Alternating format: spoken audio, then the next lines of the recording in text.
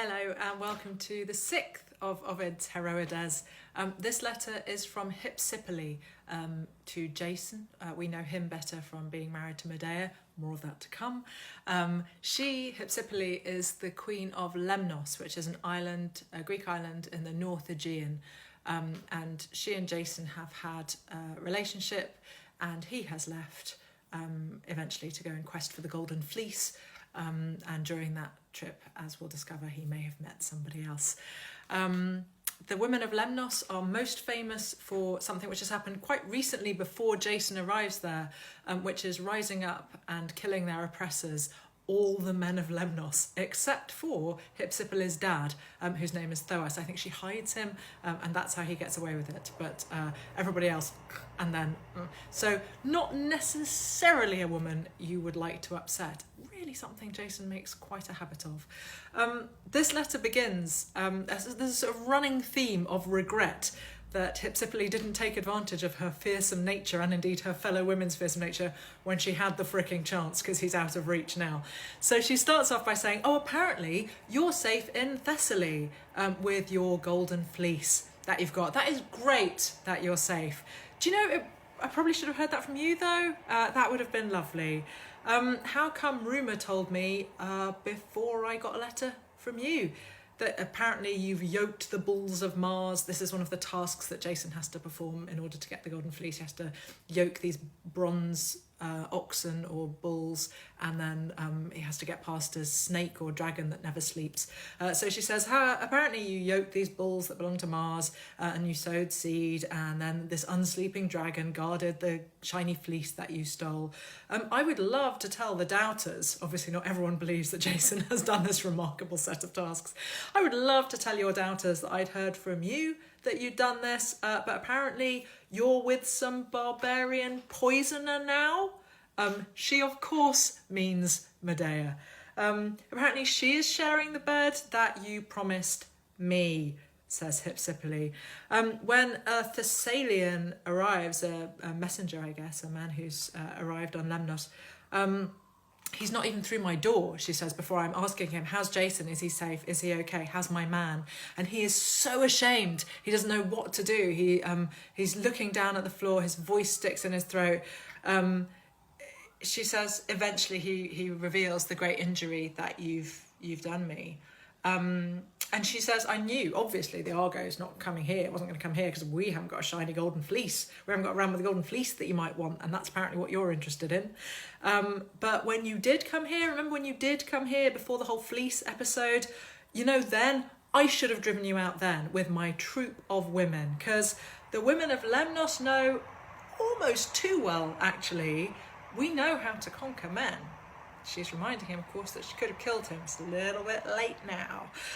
She says you stayed for 2 years. So this wasn't a casual affair. You stayed for 2 years. And then in the 3rd year you left saying, I'm leaving here your man. I will always be your man. Oh, and the baby that you're expecting, really hope that it lives. And then we can be parents together. Well, that's what you said, she says, tears flowing down your false face. That's what you said. You were the last one on board, onto your ship. You were looking back at me. You were crying. I was looking out at you. I was crying. I prayed and wished and hoped that you would be safe. And you know what? Now Medea is enjoying those prayers. My heart grieves, she says. It's full of love, and that love is mixed with rage. And then she starts to unpick exactly what it is she was afraid of. She says, I was worried you'd find a Greek wife, that your dad would want you to have like a respectable Greek wife. I didn't think it'd be a barbarian whore who hurt me. Obviously, she has internalized the patriarchy. She says, I wasn't expecting a wound from that enemy. It's a really interesting distinction. She could just about cope with the idea of being displaced by somebody more respectable, but being displaced by somebody less respectable, a barbarian, not a Greek, that's so much worse.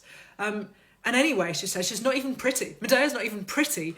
She's just won you over with her magic, because she has magic. She's very powerful. She can pull the moon off its course. She can make woods and rocks come to life and move. She makes wax figures and sticks pins in them. If you thought this came into being with voodoo, no, apparently Medea, very much ahead of her time, making little wax figurines and around the liver, apparently. She says, aren't you afraid to spend a night in the same bed with her to try and fall asleep? She's yoked you like those bulls, she said. I really feel like there is a double meaning there. She's subjugated you the same way she did the snake, because everyone's going to think she did it with her magic, by the way, your brave quest. Her name is going to obliterate yours. This is how to hurt Jason. We'll see in the Medea letter, which comes later, but you could see it in Euripides' play Medea. The idea that his fame is entirely dependent on the women in his life is an accusation which is levelled at him, let us say, more than once. Oh, and you left here mine, she says, so why haven't you come back mine? You said you would. Is it because I'm not noble enough? Because my grandfather was Bacchus and he's like a god, so that's actually okay. And you have to presume it would be a good wedding because wine. Oh, and that baby I was expecting, she says. We're at line 121 now. Yeah, it's twins.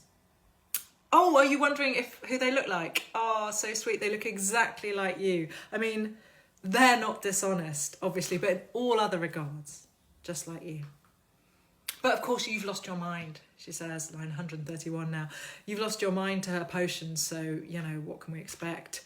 And then suddenly she comes up with another insight. She's like, she betrayed her father. I totally saved mine.